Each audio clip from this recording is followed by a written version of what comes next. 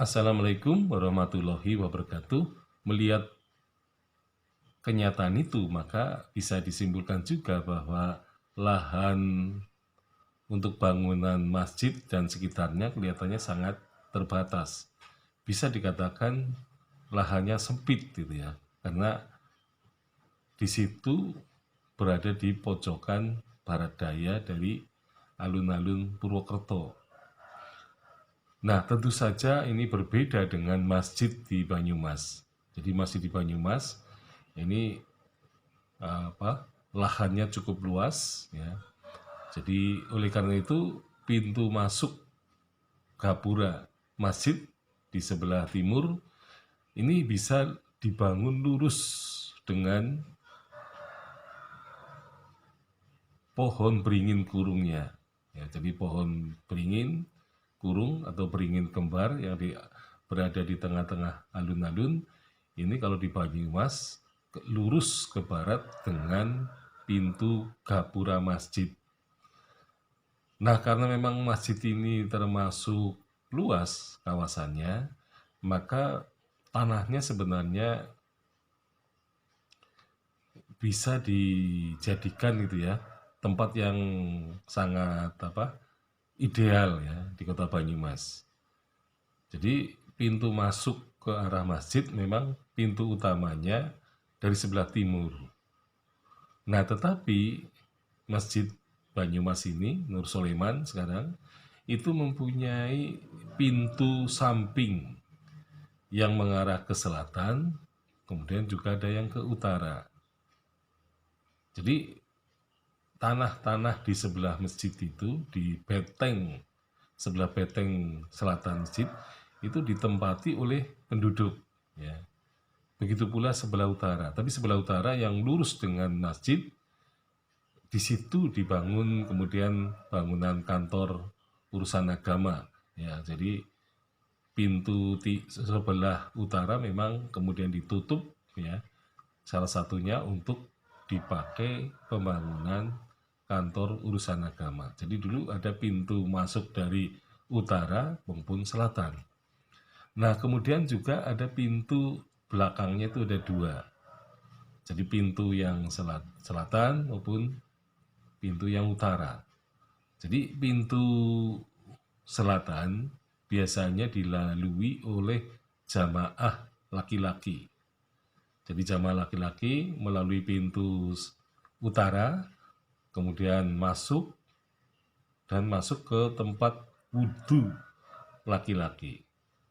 Nah, sedangkan selatan itu adalah jalan masuk jamaah perempuan yang kemudian juga akan berujung pada tempat wudhu perempuan. Jadi memang zaman dulu sudah di apa istilahnya dibagi gitu ya. Jadi Masjid Banyumas itu pintu masuk dari belakang terutama yang dari arah barat itu ada dua, utara dan selatan. Jadi dengan pembagian itu maka tidak ada ya pertemuan itu antara jemaah laki-laki dan perempuan. Jadi mereka masing-masing melalui pintu yang berbeda. Nah, inilah yang dan ternyata bahwa banyak ruang kosong di sebelah utara masjid, kemudian di sebelah selatan masjid itu ya. Jadi di dalam benteng atau dinding tembok masjid itu masih banyak ruang kosong. Bahkan di depan masjid itu ada sawo keciknya ya. Jadi ada sawo kecik yang ada di depan masjid itu. Dan di situ tanahnya masih luas ya. Jadi sebenarnya bisa untuk ruang parkir, tetapi memang masjid itu dibangun dan pada ruang kosong yang pada letak zaman ya saya kira zamannya Temenggung Yuda Negara Yuda Negara II ya yang juga membangun pendopo Sipanji itu memang pembangunannya kelihatannya menyeluruh ya yaitu di mana alun-alun Banyumas dibangun dengan sangat luas ya lebih luas Jadi kalau dibandingkan alun-alun Purwokerto dengan alun-alun Banyumas, tentu luas alun-alun Banyumas ya. Dan kemudian juga dilihat dari posisi masjidnya, maka posisi masjid di Banyumas itu jauh lebih ideal daripada Masjid Purwokerto yang tersudut sempit di ruangan yang sempit, ruang parkirnya saya kira tidak ada, ruang kosongnya juga sangat mepet gitu ya. Di belakang pasti di sebelah barat tidak ada pintu keluar ya. Nah kalau tidak ada pintu keluar berarti di sana tidak ada kampung kaumannya itu. Jadi kampung kauman itu ada di sebelah barat masjid. Nah orang dari kampung kauman kalau sholat ya lewat pintu belakang biasanya.